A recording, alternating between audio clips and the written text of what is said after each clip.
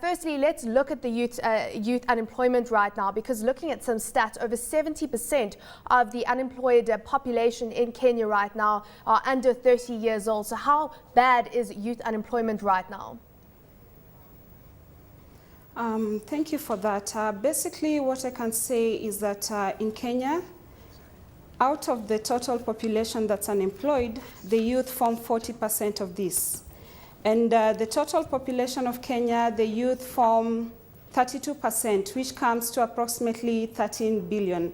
So when you're talking of 40% of 13 million, that's quite a bit.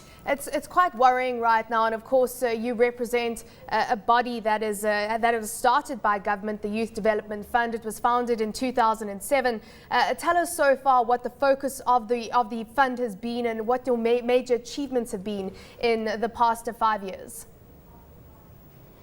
Okay, basically the function or the mandate of the fund is to make sure we empower the young people, and that's between the ages of 18 to 35 years.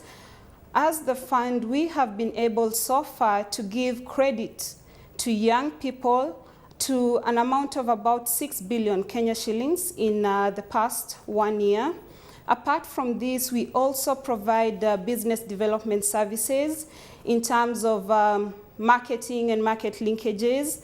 We do for them the capacity building. We also have commercial infrastructure. And also as a way for the government to address the issues that surround the young people in regards to unemployment, we have a program that we call the Youth Employment Scheme Abroad. This targets young people who are either skilled or unskilled, for whom we can export labor. And so far, we've been able to have 6,000 young people migrate to other countries on labor migration. So also upskilling local Kenyans so that they can go and work abroad.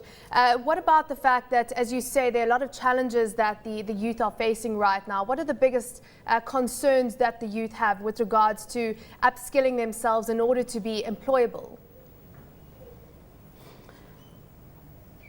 Basically, there are three major areas. One being that our curriculum so far has not matched what the job market has to offer. The other thing is the complete lack of skills in some cases. And the other bit will be that our young people have not gathered what you'd call enough education for them to be able to access the jobs in the market. And apart from that, when you look at the business sense, it has been very difficult for young people to engage in enterprise, especially because they're not able to access credit. And that's where the Youth Enterprise Development Fund comes in. Do you think that you've had success so far in terms of the fund that was started by government in order to help youth and help make sure that youth get jobs? Do you think that the fund has been successful, or have there been challenges in terms of implementing it?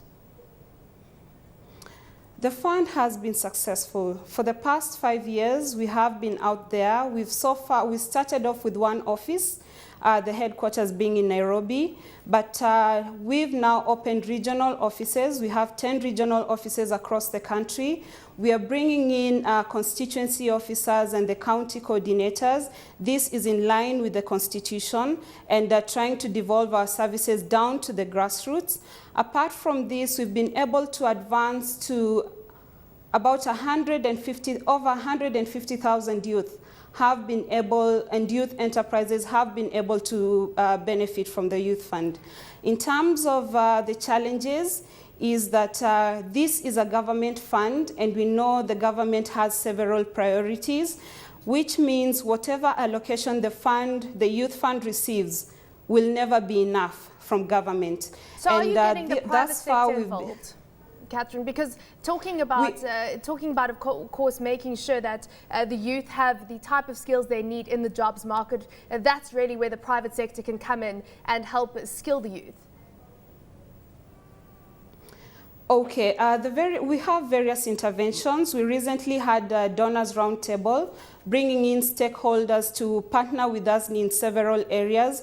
be it in credit, especially as we are trying to set up our credit guarantee scheme, be it in capacity building, just to make sure that in as much as we are giving credit to the young people, then we have a follow-up mechanism and we take them through trainings that will be able to empower them. Apart from that, we have also spoken to the government at a different level, and so far we have a directive from the president that will get at least 1 billion every year. That should be able to cover part of our cost, but we are also calling upon other stakeholders, not necessarily to give the funds in terms of money. It could be in kind, or it could be soft loans for which I can guarantee the youth fund can be able to pay up, looking at the various products that we have to offer so far. Is there appetite from local banks, perhaps from offshore banks and development finance institutions, in order to provide the type of funding that you might need to extend the work of the Youth Enterprise Development Fund? We have been able to do that. However, when we look at the fund and its setup, at the very beginning, it was believed to be a political tool. So we are still trying to entice our donors and development partners, stakeholders, out of that mentality that the fund is political. For them to be able to see that this fund has been set up for the young people of this country, looking at that population, if not taken care of, that's a population that could cause us trouble. And it's the reason why we increasingly keep engaging our partners, our stakeholders, to partner with us and be able to supplement the budget that the government is giving. Well, Catherine, best of luck with that. Thank you very much for joining us on Closing Bell Africa today. Catherine Namuye, General Manager at the Youth Enterprise Development Fund, talking to us from Nairobi.